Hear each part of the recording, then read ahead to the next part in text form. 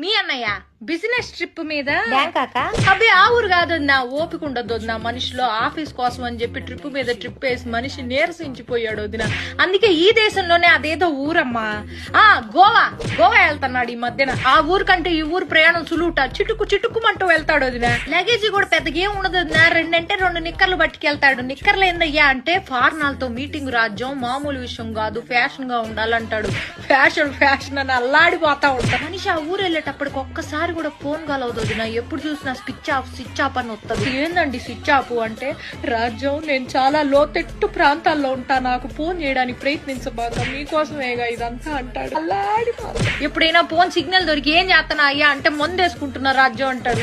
మందు కాదయ్యా మందులు వేసుకుంటున్నా అనాలి. పని ధ్యాసలో పడితే ఈ మనిషి ఏం మాట్లాడతాడో తెలియదు, అల్లాడిపోతా ఉంటాడు. నువ్వు నా మొదటి పెళ్ళానివి, నా రెండో పెళ్ళంతో నేనున్నాను ఇప్పుడు గోవాలో అన్నాడు. బీపీ డౌన్ అయిపోయింది వదిన నాకు. ఏం